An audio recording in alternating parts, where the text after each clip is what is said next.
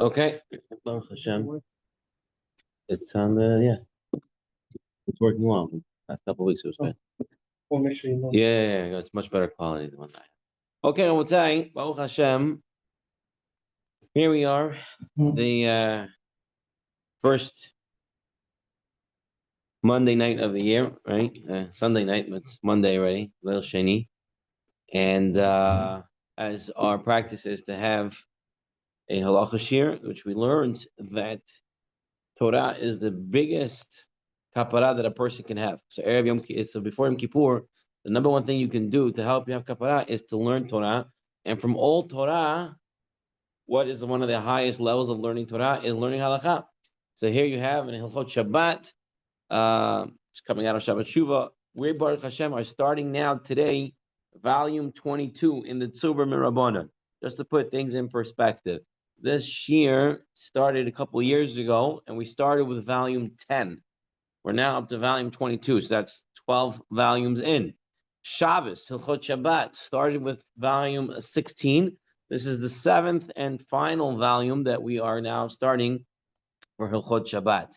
So after this, there'll probably be other volumes that will come out. Will not be Hilchot Shabbat, but we will continue them nonetheless. But let us get into tonight's shir, which is entitled, let's see the title, Halachot of Giving Birth on Shabbat. Okay? Now, this really comes on the heels of the last 6 shiurim that we had, which were all related to medicine on Shabbat, of healing on Shabbat.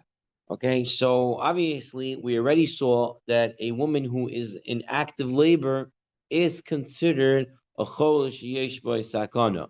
Okay, we are now going to start off with a very interesting Gemara that may not even be reality, maybe not even then, but definitely not now. But yet there's a yesod, an idea, a principle that comes out of this Gemara that we might need to take into account. So let's take a look at source number 1. Amar Shmuel said, Ein isha mit'aberet ve'yoledet ela lamatayim v'shiv'im ve'echad yom. A woman can conceive and give birth only after 271 days. Okay? What's 270? Where's this magic number coming from? So, Shmuel, who was a doctor in Talmudical times, Shmuel says you need 9 full months of pregnancy, right? Like we say, who knows 9? 9 are the months of pregnancy. By the way, which is very interesting in Echad Mi Yodea. Number 1 is Hashem. Number 2 is the Luchot. Number 3 is the Avot. 4 is the Mud. Everything is related to Judaism. And yet number 9 talks about pregnancy.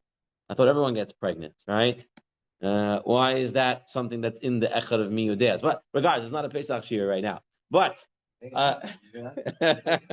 okay, there is something very special about the 9 months of pregnancy in Judaism, is that we say the Malachim come and teach the child in the womb. That's not happening in other pregnancies.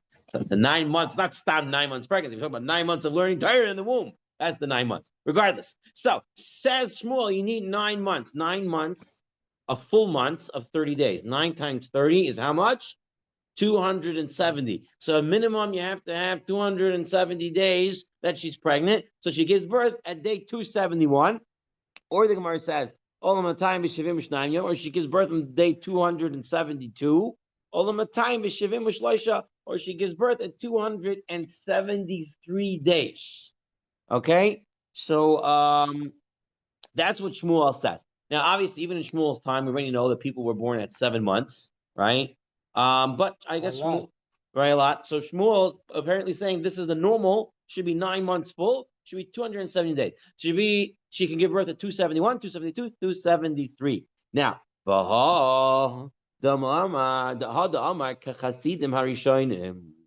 this is what the Chasidim Harishonim used to do. The Tanya, Hasidim Harishonim, Lo Hayu Mishameshin Mitotehen Ela Bervi'i B'Shabbat.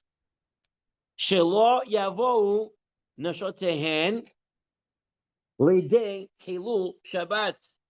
They say if you make the calculation, if you make the calculations, okay, 271, 272, 273, if she conceives Sunday, Monday, or Tuesday, all right, Sunday night, Monday night, Tuesday night, what happens is she's going to likely give birth on Shabbat. But what because day 271, 272, 273 could either be Shabbat. But if they conceive on Wednesday, Thursday, or Friday, right, then she will not give birth on Shabbat because 270 days will be post Shabbat. It'll be Sunday, Monday, Tuesday. What they did if their wife went to the mikveh and she came, not in a Wednesday night, she came in. That's a good question. I don't know. But this is what the Hasidim Mishanim would do. They would only be with their wives Wednesday. The Gemara says 1 second. Revi'i too low just on the fourth night and no other. No, but not the first few nights of the week. Turns out in the calculation of Shmuel, who said she must be pregnant for 270 days and she can give birth on 271, 272, 273. If you are going to conceive on the first days of the week, you're likely to give birth on Shabbat. Therefore, if you conceive Wednesday on, you're not likely to give birth on Shabbat. So therefore, that's what they did. Now, Wednesday and on. Wednesday, Thursday, Friday, Shabbat, but not Saturday night. That's it. Sunday night, no. Yeah. And this way, if you conceive then, you're likely not to give birth on Shabbat. Okay, now, I'll be honest with you. We all know this is not reality today. Women are not pregnant just 270 days. Sometimes they go way over, sometimes they go way less. No, but I don't understand that they say when the woman, she comes from the mikveh, this is the time for her. I hear your question. No. I don't know what to tell you. The Gemara says. לא יכולים, אבל זה הזמן, מה זה לא יכולים? אם תראה לי אחרי זה, זה לא יהיה הזמן. זה לא יהיה הזמן של הגוף שלה בשביל לקבל... First of all, the mikvah is not necessarily related to her ability to conceive. Sometimes she can only conceive...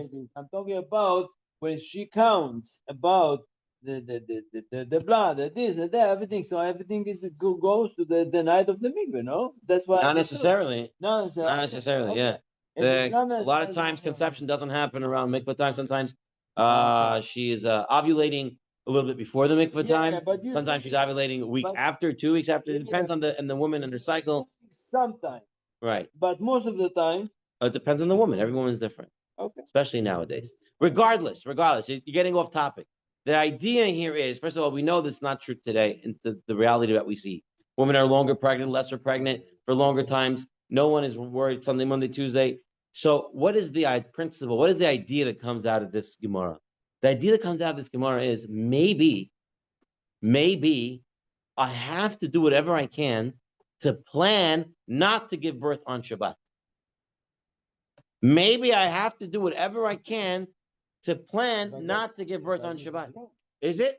It is wrong. Take a look at this next source, page 24. Rabbi Chaim, look at the next source. Whatever you can to prepare not to. Take a look at Sefer Chasidim. One of the Baalei Tosfot. What does he say? Which page? Page 24, source 2. Mi she'ishto mu'veret. Someone, woman, wife is pregnant. V'hegia chodesh HaTish'i, and she now comes to the 9th month. She's ready to give birth. Yitpalel, he needs to daven. Shelo teled ishto b'Shabbat, that she should not give birth on Shabbat. Shelo yichalu Shabbat, v'chen al bito v'kalato. He has to daven that his wife, his daughter, and his kilin, his daughter-in-law, do not give birth on Shabbat because they might come to Halal Shabbat. So says the Sefer Hasidim, you have to do whatever you can to prevent getting birth on Shabbat, right? Including davening for it.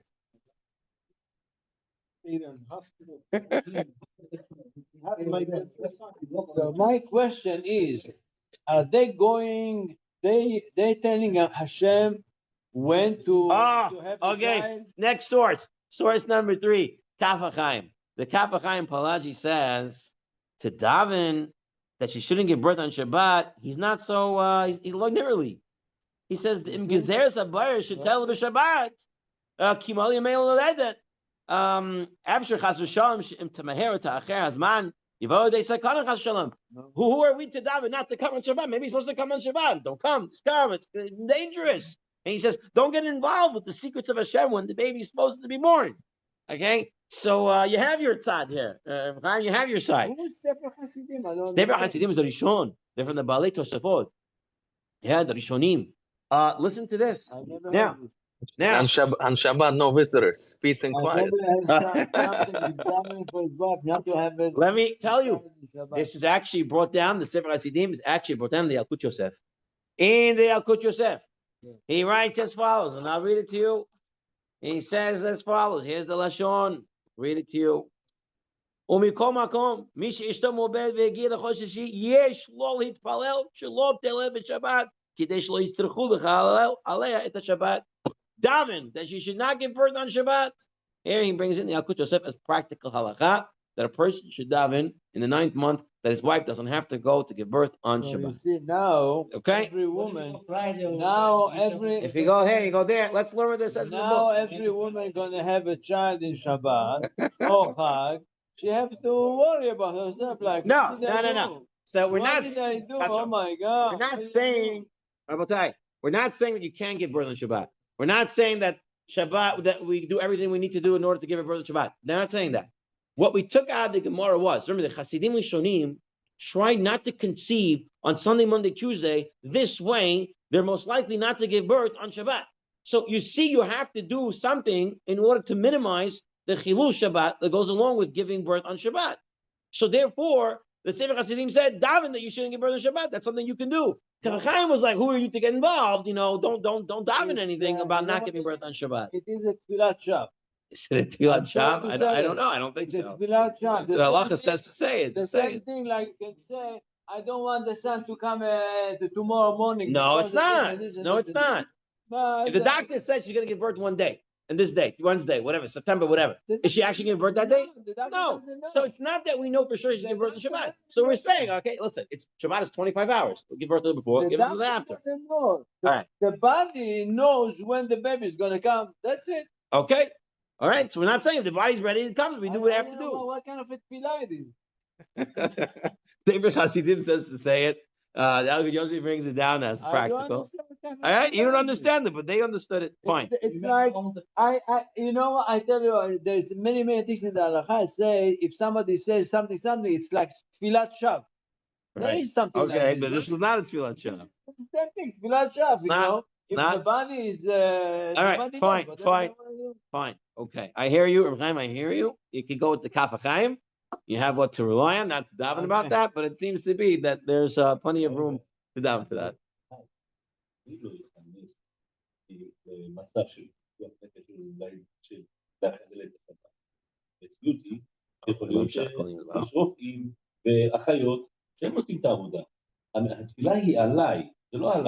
she should not give birth בכדי שאני לא אעשה את העבודה, כן? אבל אם מישהו אחר יעשה, אז תפדל, שתעשה. אוקיי. למדנו לפני זה על השבת, שאם מישהו חולה או משהו כזה, אפילו הרב אומר, אני אחלל את השבת. כן, no one saying no to that. עכשיו, אישה שהיא יולדת, היא בסכנה. We're not saying that you shouldn't do anything for her. Okay, Reb Chaim, let's finish this first section. We're going to come to something called Knisa Lematzev, to put ourselves in a certain matzev. Maybe that was going to help explain a little bit more. Okay. I hear where you're coming from, but I don't think you hear where I'm coming from. At this point, we're saying whatever needs to happen for her on Shabbat, we're going to do. No one's saying you're not going to do. Well, all we're saying is that maybe we need to minimize the Chilul Shabbat that it happens of a person's giving birth. Now, the Mishnah Berurah brings down in source number 4. Yes, for probability. Plus, there's certain stuff that we can do to minimize Chilul Shabbat and the chance that she's going to give birth on Shabbat. That's the Mishnah Berurah. Take a look at the Mishnah Berurah. Mishnah Berurah says, V'lechein, if you have a woman who is reached her 9th month, Lahazmin b'chol er Shabbat kol hadvarim and tzarchim la. She should prepare already Erev Shabbat. She's in her 9th month. She can give birth anytime now, right? We already know this. She needs to prepare every Friday now her go bag. That's what they call it, the go bag. It should be ready to go. This way, on Shabbat, on Michalel Shabbat, and touch this and touch that and touch this and that. Everything's already in the bag. It goes. That's what the Mishnah Berurah says here. Below tistarech lechalel Shabbat. This way, will not have to be will not have to Michalel Shabbat extra, right? You minimize the Chilul Shabbat when you know this might be the situation. All right. Here are some examples. He brings in the Shminat Shabbat Kilchata. All right. Number 1, she should leave the light on at home. Right. All of a sudden, she needs to look for something. Right. Because now she has to go to the hospital. Why didn't you have the light on from before? Have the light on from before. But put them in the places you need the light. Put lights. You don't have to turn it on Shabbat. A lot of times you come to the hospital. You're going to go to the taxi, whatever it is. You need the address. And the guy might have to write it down. They might need to write it down. But maybe if you write it down beforehand, you can go and give them that piece of paper. So now you're going to avoid writing down, right? So you might be able to avoid that Chilul Shabbat. Preparing the ride, perhaps, with a non-Jew, and preparing the money from beforehand. There's all these different things that a person can do to minimize the Chilul Shabbat. Or Chot Shabbat says, and we're going to look again one more other piece, one second. Before Shabbat, once you prepare a bag containing all the items required, due to give it to when a woman is due to give birth, and make sure there are no muksa items inside the bag. All of a sudden, you got to go, right? And you got to go to give birth, and now, oh no, I don't need this, I don't need that. Why is your bag not ready? One should also remove, if they're going outside the tchum, you would have to remove unnecessary permitted items, right? Even though they're not muksa, only take the crucial, the critical stuff. Rav Yitzchak Yosef writes in the Yalkut Yosef on page 26, source 7, that if you're going to drive in your car, right, to take her to the hospital, you should perhaps, shut down some of the inner lights that you don't need. Extra lights. You can sometimes shut down the lights on the inside, right? You should shut that down before Shabbat. Shut down the radio, shut down the air conditioner. So these extra things that you don't need don't have to be turned on when you have to turn on the car. This way you could reduce the amount of Chilul Shabbat that is there. Here is just more examples the Rabbi Nachson brings down of things that a person can do to be reducing with Chilul Shabbat if they have to go and give birth. So he writes over here, have the light on at home. We saw this. Have all the necessary paperwork already filled out. Today you can pre-register at the hospital. You don't have to wait till you come there and now register. You do all the pre-registration before Shabbat. All the information's in there. You just got to come in and say my name, and that's it. They already know where you go with True and everything. Everything's already there. Have all your health documents, insurances, everything already given. They have to do the GBS test. A lot of time you can do it in the doctor's office before you give birth. You don't have to do that on Shabbat. You can reduce another test, another Chilul Shabbat. A lot of it is computer. So computer is less than writing. Okay, make sure she has all the food and stuff already. Arrange for a babysitter to stay with the other children, right? Because if you have no babysitting for the children, it becomes an emergency situation. You'll have to drive those other kids to somewhere that someone can watch them. If you don't have neighbors or someone who can watch them, you will be you have to do Chilul Shabbat to get those kids having someone to watch them. So prepare that in advance. If she knows that they might need to shave an area on the body, right? So shave it beforehand. Don't wait until Shabbat. So there's many things that a woman can do to prepare already when she knows she's in that final month that she can give birth anytime. Do these preparations before Shabbat. This way, if it happens on Shabbat, there is a lesser Chilul Shabbat that needs to take place. You're saying what the Jewish doctor? Even what are you saying? So if the guy's gonna if the guy's gonna do, it's not a problem. Right, doing it for you. Now, before we move on, I just want to see two other parts over here. So he brings over here. Okay, this we'll see in a minute. All right, the Mishnah Berurah and the Aruch HaShulchan state, it is not an obligation to prepare everything before Shabbat. It's not a chiyuv, but rather it's a praiseworthy and proper thing to do.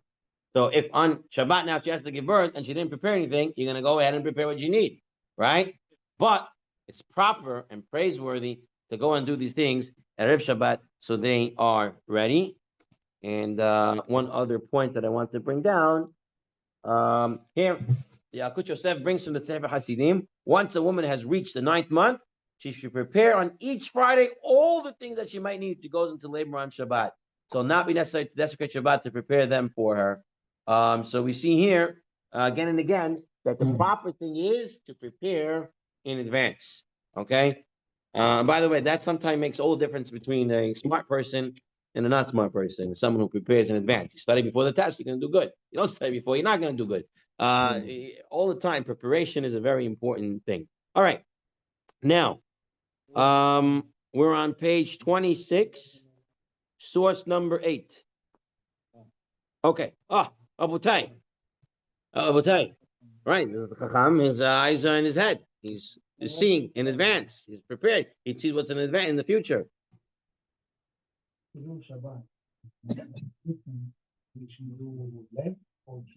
It's a big difference. Every Chilul Shabbat is another Chilul. If you can prevent and reduce the Chilul Shabbat, that's so much better because every time you break Shabbat, listen, which is classified as, you can do everything you need to. But if you know this matzav is going to happen, you want to reduce it as much as possible. You don't want to say, "Oh, Akim Chilul Shabbat, let me do everything." All right, we don't do that. We try to reduce it to give kavod to Shabbat. Otherwise, it doesn't look proper, and it's not the right thing to do. Okay, Abutai, source number 8. So she might have to give birth on Shabbat. So maybe she should book a hotel near a hospital. Right? She lives an hour away from the hospital. If she takes a hotel, she'll be 10 minutes away. So it's less Chilul Shabbat. I don't have to drive an hour. I can drive 10 minutes. So does she have to do that or not? No, she doesn't. Okay. Right. Say rights over here is follow. Let's take a look. A woman who's expected to give birth soon is not obligated to stay close to the hospital in order to avoid traveling on Shabbat or to shorten the journey to the hospital. There's no hiyuv. There's no hiyuv to go and put yourself closer to the hospital. However, if it's not burdensome or if it's not difficult for the woman, her family, then it would be preferable for them to stay there for Shabbat. So if she can comfortably and everyone's comfortable and they can go and stay near the hospital, beautiful, do that. But if it's not possible and it's not comfortable, a person does not have to do that. Why? Because it's taken away from Shabbat? So we're going to see right now. Let's take a look at the Hara. Let's take a look at this is from Rav Shlomo's from Yosef Shalom Eliashiv. So Eliashiv says, what is the tam? He says is that moving from the place one lives is a bother. Okay, it's a toirich. Ve'ein chiyuv min hadin la'asot zot, right? To avoid performance of melacha kishehi na'asit levikuach nefesh. Why? This is the next part. It's not in bold. Shaharei eina machnisa atzma. She's not putting herself beyadayim lematzev shechilul Shabbat l'shebikuach nefesh. It's not her hands. It's not her hands. Exactly. She's not putting herself in the matzav of giving birth. I might give birth on Shabbat. I'm in the 9th month. This reasoning, I could throw away everything you just said in the last 10 minutes. Say, let me hear. Preparation is one thing. Preparation before Shabbat. Why not have to prepare it because things are very minimal, and there are things that are okay. You're going out of your way now. You got to book things. this reason. So he's saying, since it's a Torah, it's hard. It's hard for her. First of all, everybody, Baruch Hashem, had a wife that was pregnant, and then the 9th month they can't sleep this way, they can't sleep that way. They have this pillow, that pillow. Imagine taking them and moving them somewhere else, and you got kids and stuff like that. It's a Torah. It's really very hard. So there is what? Being Jewish is not easy. No, it is. Why not? Why is it not easy? It's very easy. Being Jewish is extremely easy. She should camp out in the hospital. Right.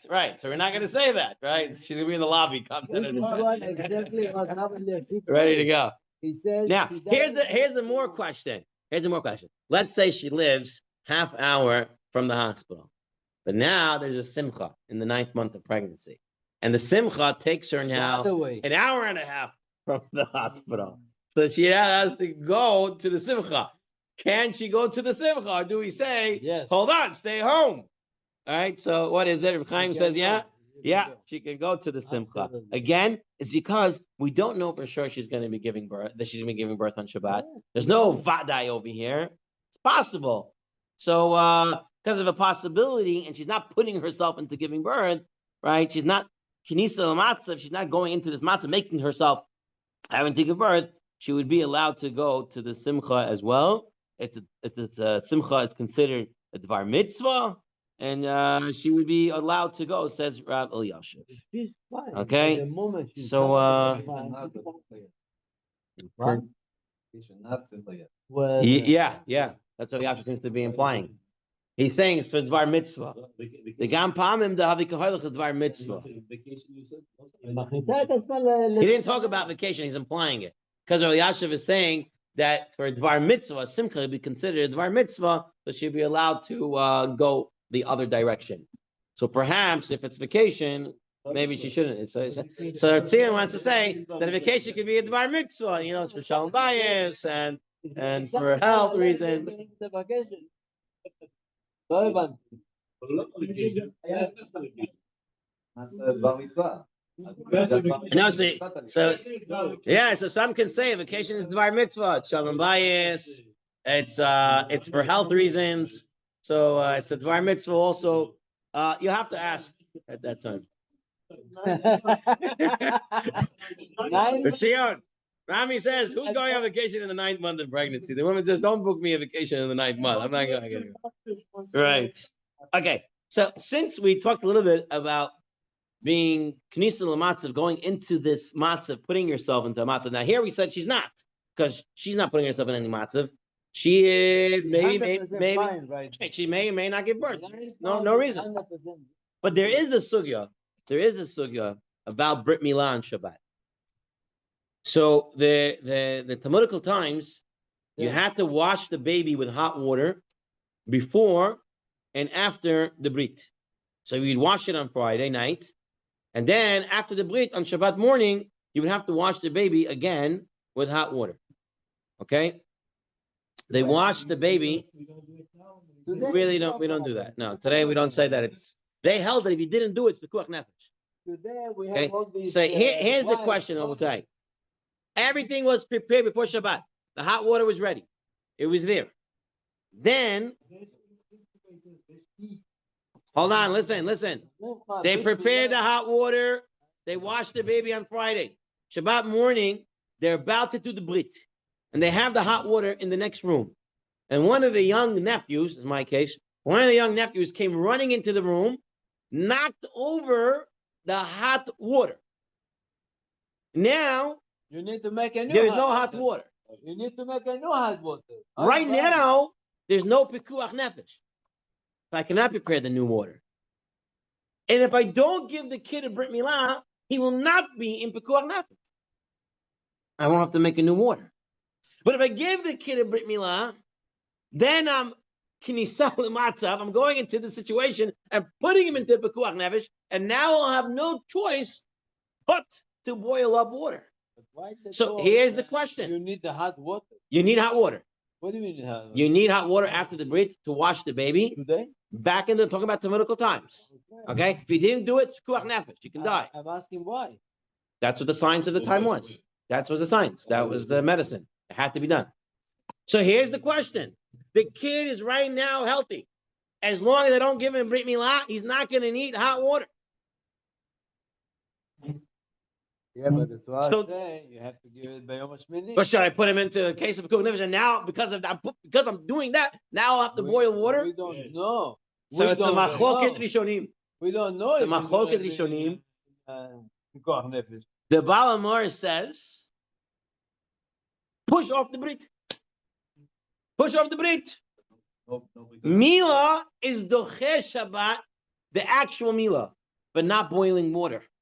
Okay? That's not part of the actual Mila. Therefore, you can't boil the water. Don't put yourself in the matzav. Don't do Brit Milah. Do the Brit Milah on Sunday.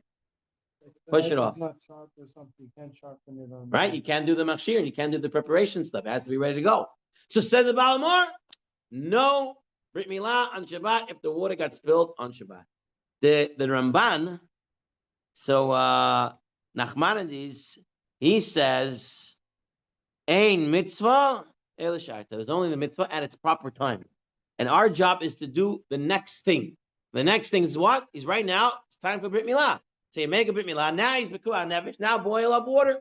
So it is a machloket rishonim of how do you deal with, can you put something into this matzav and then, now I'm in this matzav, can I do it because it's Bekuah Nefesh? I mean, we saw by giving birth, she's not putting herself in the matzav because it's not up to her. Unless she does something to induce a labor, maybe that would be putting herself into a matzav. But other than that, she's just walking around on a regular Shabbat on the 9th month. She's not putting herself in any matzav. Okay, so that is a little bit on putting a person into the matzav of having to get into Pekuach Nefesh based on an action that they did. Okay.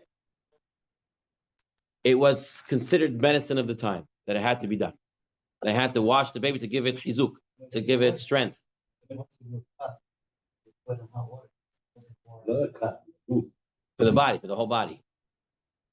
They washed the baby with hot water before the brit and after the brit, and that was the signs of the time. And if it wasn't done, it could be considered pekuach nefesh. Right. I mean, we saw that. Yeah. Okay.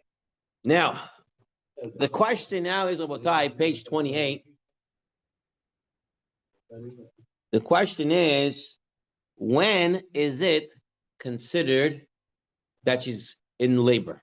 Because we said once she gets into labor, she's considered a chol sheyesh bo sakana, that you is pekuach nefesh, that you can be mechal Shabbat for. So at what point do we define it? It's different for Hilchot Nida. We're talking now for Hilchot Shabbat. When on Shabbat is she considered a case of pekuach nefesh that a person can be the mechal Shabbat for her? At what stage in her active labor? So take a look at the Gemara. Take a look at the Gemara, okay? We are in Masechet Shabbat, Kuf, Chav, Tet, Amun, Aleph. Okay? We're on source number 9 on page 28. Okay. Fine. Okay, says the Gemara. Me'ematai petichat hakever.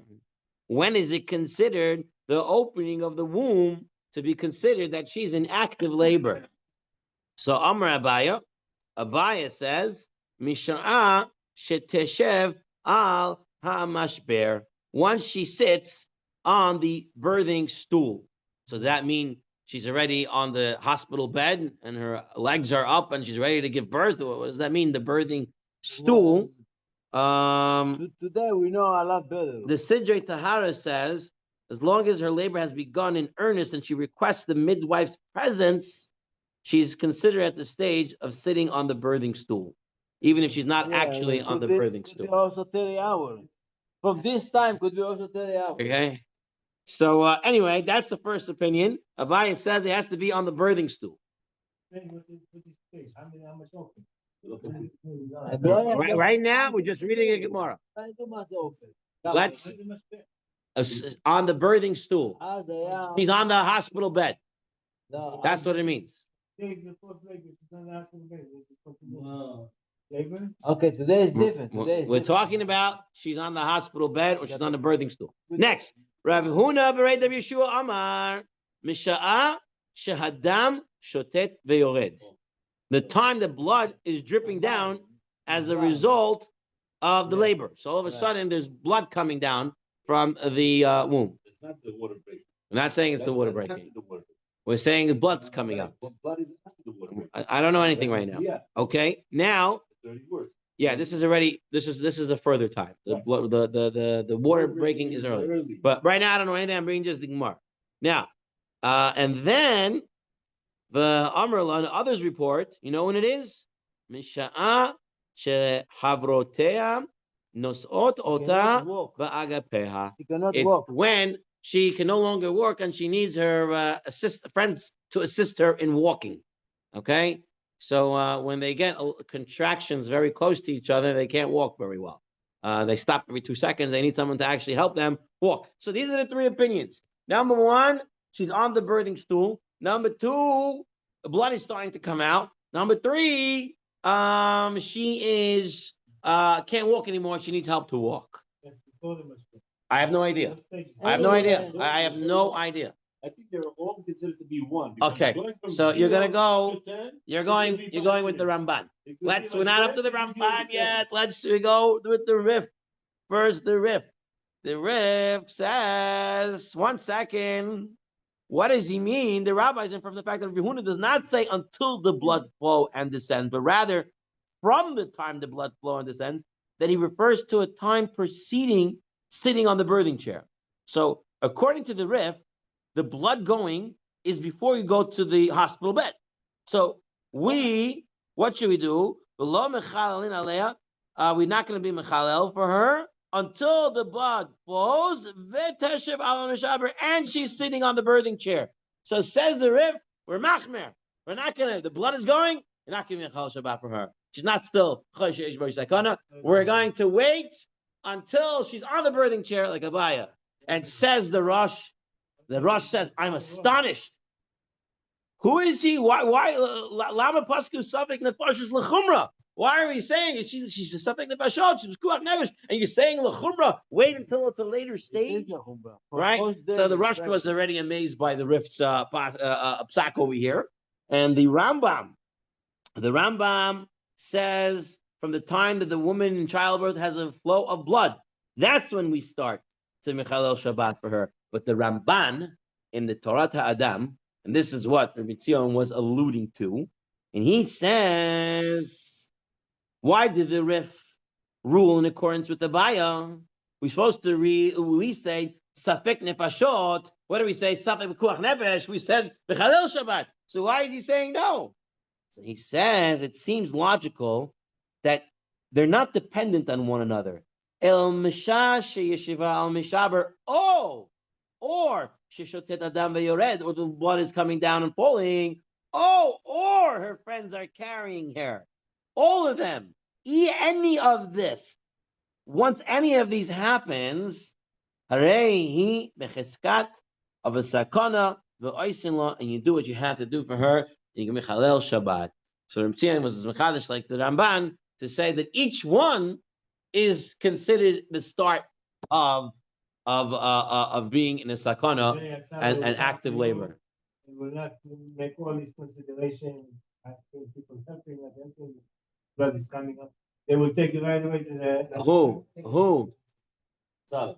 Oh, Hatzala. You're not going to say, let's. Okay, so when Hatzala comes to the emergency room, when the Hatzala comes to the emergency room, the people riding in the Hatzala always think, I came in the ambulance and I came Hatzala, they're going to see me right away. Then they come there and they're stuck in triage and waiting for a long time, and they scream, but I came on an ambulance. Okay, very nice. You came in an ambulance, but they still have to look at you. So coming in an ambulance doesn't mean that, everything's in it. You come into the hospital to give birth, they're going to tell you, sit, wait, especially if you go to Katz Women's Hospital a couple of years ago. There's so many people. You waited for hours. I had to pull out my ID and tell them I know what I'm talking about. I need a bed now. And Baruch Hashem, we were able to get what we needed. But okay, Lamaisa Shulchan Aruch. Yeah. I had to play the title and the card game to get through. But anyway, and they somehow found the bed with like 2 minutes afterwards. All of a sudden, something came up. Okay, Shulchan Aruch says, when is she called a yoledet? When is she called that she's giving birth? L'chalel alei Shabbat. When she sits on the birthing stool. From when the dam starts to flow. When her friends have to carry her because she cannot work anymore. Kivin shenera echad me'elu mechad alei et Shabbat. The halacha says the Shulchan Aruch is like the Ramban. All right, like Nachman. Fine. Now, the Taz says that is very true, but there's some stuff that if you're going to wait until she's in active labor, it's going to be too late. Example, what? Getting the doctor there. The doctor lives who knows where. By the time the doctor comes, it's going to take a while, right? So you have to activate the midwife or the doctor, wherever it is, to get there. So let's take a look at the Taz. Says the Taz. He says, "Le'inyan hadvarim asher efshel lasatan kan," when you can do it now without any delay. Al kain emechal Shabbat bezeh kim achar sheyeh echad me'elu. Aval le'inyan kriyat chochma, right? They call the chachama, call the midwife. You cannot wait until she's on the birthing stool and now, okay, now call the doctor. You can't do that. She's on the birthing. She's about to give birth now. The blood's already going. Everything's already happening. So what does he say? From the time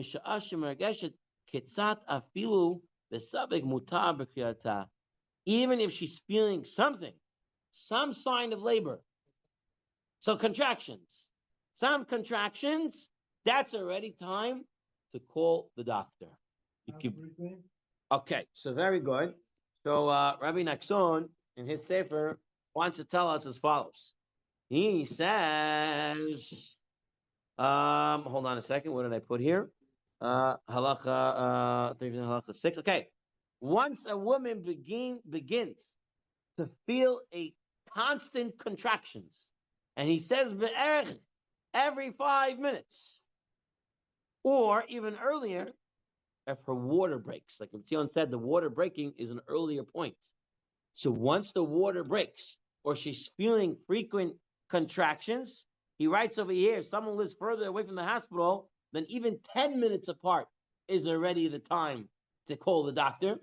Yeah, they call it for the matzah, but everything has to be depending on what situation where you are. Also, some women, the first birth they give, they can have 20-minute contractions, 10-minute contractions, even they have 5, it takes a long time to give birth. Sometimes a woman who already gave her birth a few times, you know, she feels the water break, she feels the contraction go, she's give birth in an hour, right? Sometimes even less. So you have to know the situation. But the Taz's chiddush here is that yes, in Chalel Shabbat, for stuff that have to be done right now at the last stage. But if certain stuff have to happen in advance, you're Mechalel Shabbat in advance because then you need them there at that final moment. So you can Mechalel Shabbat somewhat in advance for that. Mazel tov. Oh, wow. So you say, let me wait, let me calculate. Right. 1, 2, 3. So here we go. So once she starts feeling that she's having the hergish, feeling that I'm going to give birth, that's the time to call. Now, we don't call the midwife to come to us. We go to the hospital. It's the same thing. That's the time to call the, if you have already the non-Jew ready to take you, the taxi, or if you need an ambulance situation, we'll see which one is more proper in a moment. But that's the time to get yourself over to the hospital once you start having a feeling that I'm going to give birth. Okay? So that's regarding that. Okay, take a look at the Shmirat Shabbat Kilchata. He writes the same thing. From the moment a woman feels the time has come for her to give birth, when she feels regular contractions or when an amniotic fluid breaks, even if it's doubtful, she'll give birth imminently. I don't know for sure. My water broke 10 minutes apart. I don't know if I'm going to give birth or not. It's permitted for her to call an ambulance. She may travel to the hospital. She may take with her whatever she needs. Okay. Okay. And he says furthermore, in the Ha'ara, Shmirat Shabbat Kilchata says, once the water breaks, there's a danger to the baby of infection, right? So now you're definitely in a Pekuach Nefesh state, right? Once infection can happen, you're in Pekuach Nefesh. Get straight to the hospital. The Alkut Yosef says in source 17 on page 31, let's say she feels okay. It's every 10 minutes. I have time. You know, I know myself. I'm not gonna. But the doctor says you got to get yourself over to the hospital, right? Then we don't care what she has to say, and we take her to the hospital. Okay, so that is the Hidush over here is there are 2 stages for Mechalel Shabbat.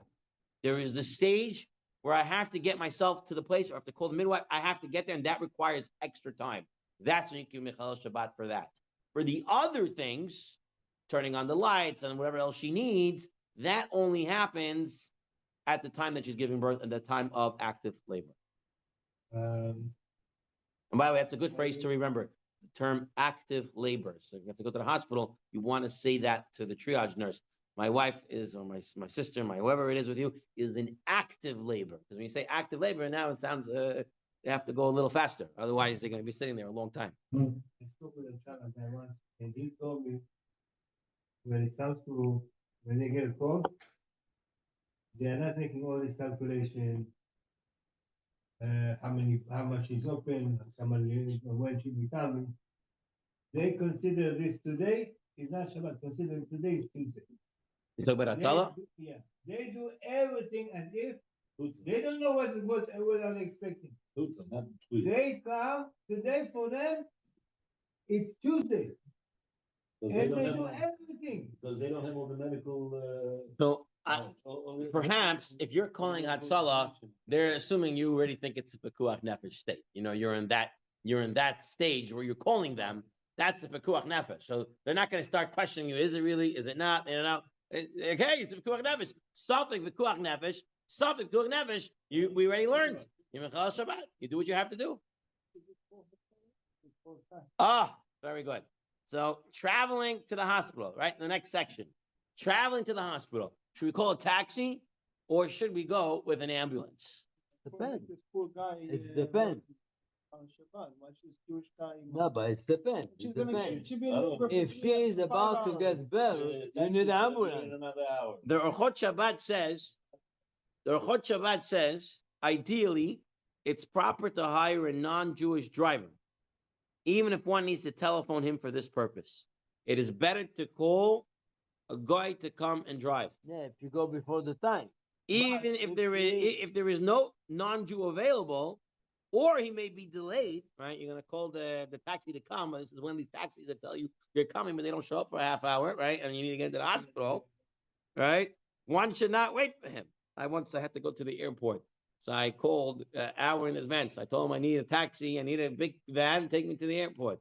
I need it at this time. They said, yes, we're going to be there. I called an hour in advance. Comes the hour. I'm waiting. I said, hi, 10 minutes I wait, 20 minutes I wait. Nobody showed up. Wow. I called them. I say, wait, I had a reservation for a taxi. Oh, no, we forgot. We're going to send them now. I said, well, send them now. I said, I already called the taxi. I'm done with you. I already have someone else coming.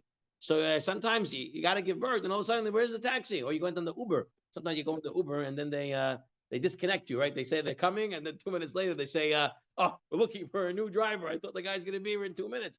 You can't rely on these people sometimes. So then what should you do? If there's no non-Jew, one has a private car, it's preferable to travel in it rather than to call an ambulance. So Hatzalah, It's better to go in your private car than to take a Hatzalah, to take an ambulance truck. All right? The ambulance. Number one. Faster. Okay. You're going with our Mordechai Elio. Let's get up there. Let's get up to there. Hold on. So what we're saying is a private car, first of all, has less lights and uses less fuel, whereas a big ambulance requires more fuel, more lights. Also, it has to come from the base to there. It's more Mechal Shabbat, more people, more stuff, right? He writes over here on page 32. He writes, if one has an option, so the guy has, this guy, Baruch Hashem, his wife's giving birth, he got 10 cars, okay? And he has bigger cars and smaller cars. Which car should he take now? So he writes, he has 2 vehicles. It's preferable to travel in the smaller vehicle, as fewer acts of ignition will be performed in it. So he says in the footnote, what happens if he has an electric car? Right, electric car, there's no real ace over there. It's all electric. So there might be even better idea to take your Tesla, okay, to take the electric car to drive. Yeah, better to take an electric car than the actual car because you less. Again, reducing the amount of Chilul Shabbat that is involved. Now, all this is beautiful yet and true. However, Rabbi Pinchas said the ambulance is if it's Bekuach Nefesh, you want the ambulance. It's faster. It's more professional because when you're involved, right, you're the husband and your wife is there screaming in the back, you know, and she feels comfortable to scream when you're there. Suddenly when the other guy's there, she's not screaming anymore. She's in the same pain, but she's not screaming anymore, right? So you're also on a lot of pressure. Drive better, go here, go there. You know, you're under a lot of pressure. You're not driving straight. You're not thinking straight. Says Mordechai Elio, it's preferable to call an ambulance and not travel by a private car, as one who drives his wife is prone to being slightly anxious while driving on its own, plus his wife adding to it, the screaming and yelling adding to it. That's my own part, okay? Unlike an ambulance driver, who is used to such circumstances, and it's part of his profession. He's calm, he's cool, he's collected, he can do his job, he knows how to drive. Aside from this, he's got a siren in case of emergency. All of a sudden, he has to, she needs to be seen faster. Turns on the siren, he flies through, right? So says the travel by ambulance is better. Okay, but halacha, according to the Yalkut Yosef over here wants us to use a private car versus using an ambulance. He wants us to use a non-Jewish driver if possible, and he wants us to use a private car versus using an ambulance. But again, if a person knows that in such a situation they need the ambulance, then he'll call the ambulance. Also, the car, when you get there, you'll know you cannot shut off the engine, right? Unless it's going to be dangerous to leave it on, okay? And not to close the doors unless it's going to be dangerous to leave it open, okay? So you have a lot of, you leave it on, you leave it open. Some of the, besides carbon monoxide, some of these teenage kids are going to see the car, jump in it, and take it away, and then crash it or cause some accident. So there's many concerns of leaving the car running and open and all that. So so some hospitals that have a lot of Jewish clientele, they know what needs to happen. So you bring the car, you tell the security guard, we came on Shabbat, and the car is in the front, keys is running, so the security guard would take it and put it somewhere, valet parking, whatever it needs to be. And showing the Maisa, that's the end of the story. But some places they don't have that. So you have these other difficulties of not being able to shut off the car and stuff like that, unless you need to, because there's no other way to safely leave it. Depends on where you live too. You live like very far away from Tzurba. Right. Actually, you brought this up. The Yalkut Yosef says it's only permissible to drive a woman in labor to hospital if the hospital is distant from her and she cannot possibly walk there. Okay? Or if you're thinking walking will endanger her. But if she can walk there, then she needs to walk there, reducing the Chilul Shabbat. So when we lived in Regal Park, I lived on 98 and 64. Forest Hills Hospital is 102 and 67, right? 66, 67. So when we're a second baby and we're supposed to give birth, we're registered at some other hospital. Then we debated, and my wife said, I want to walk. We can walk to Forest Hills Hospital, even though you don't want to give birth in the first hospital, because afterwards they put you with 4 other patients on the postpartum. You don't want to. But no, it ended up, she was able to walk there. And this way, we reduce the Chilul Shabbat by being able to walk there. Okay, everybody's case is different. You have to take a look. But again, the general idea here is that if you can, to a degree, reduce the Chilul Shabbat, then that's what a person should do. They should reduce the Chilul Shabbat. Let's just take a look here in the, okay. When driving to the hospital, this is Rabbi Nachshon in his L'chai Olamim, he writes as follows. When driving to the hospital via non-Jew, so let's say I'm getting the guy to take me.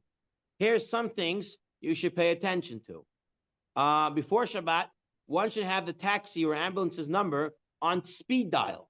Instead of pressing all the numbers, I already have it in the phone prepared. That's part of the preparation. I know who I'm going to call.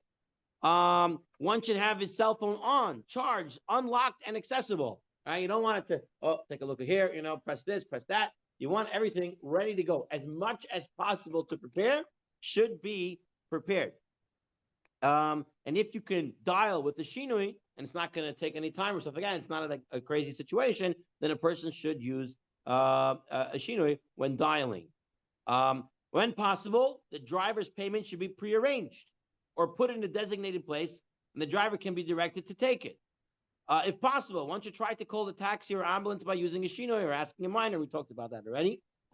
Further, if one can wait for a non-Jew to open the door of the car, so you're not turning on the lights, one should ask a non-Jew to open the door. Any item which a woman would need, she can take with her. We already talked about that.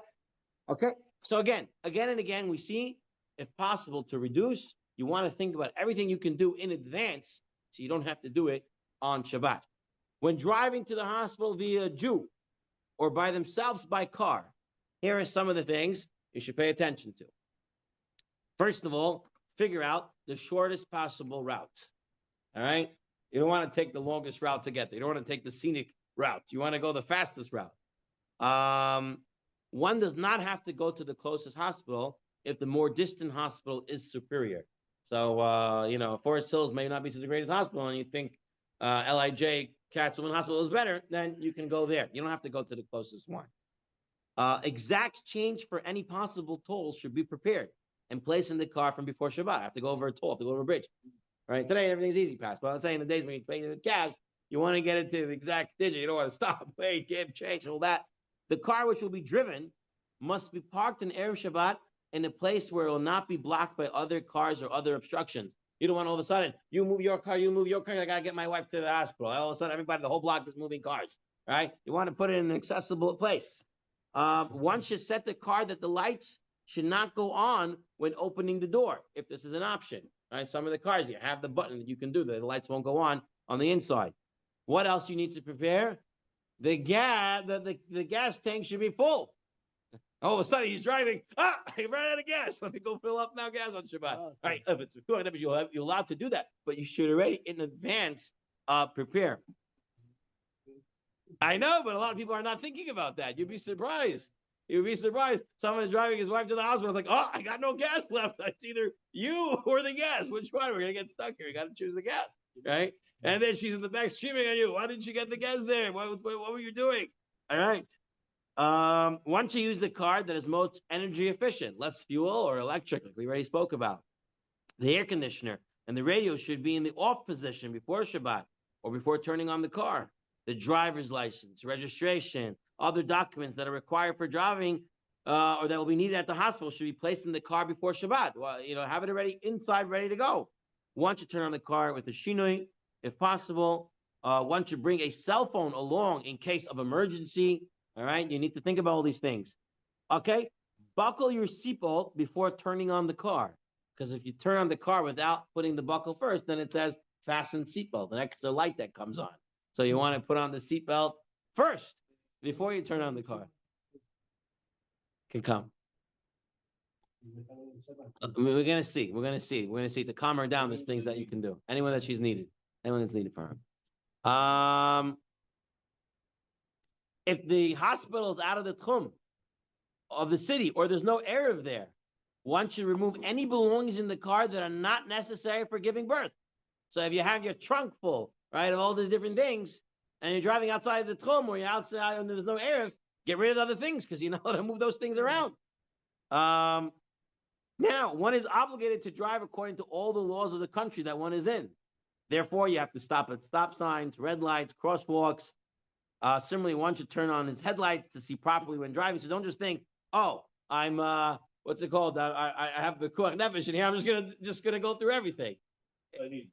You have to know how to, because sometimes if you skip a red light, someone else is flying the other way. You're not helping anybody. Yeah, you have to know where to and whatnot. I once my daughter broke her arm, and I had to take her to get it. And she was like crying. I'm like, just take Motrin because that's what they're gonna do to you when you get there. But anyway. So I was driving on the peninsula, right? So on Peninsula Avenue, you have over there, like the space in between the two lanes, the two sides of the lanes. So I was just driving in between. I was waiting for a cop to stop me. But the cop didn't stop me. Just continue going. I drive like half the peninsula in between over there. And I got where I needed to get. But you have to do it smartly, obviously. But, because you can explain, here, I got my pregnant wife in here, and she's screaming at the cop. And I'm pregnant, let me go. So maybe it'll be explainable. But he says, to the most as possible, a person should drive. Now, he writes us over here as follows. Rav Shlomo Zalman Auerbach says, don't be extra machmer and say, while I'm driving, I'm going to drive with the shinui.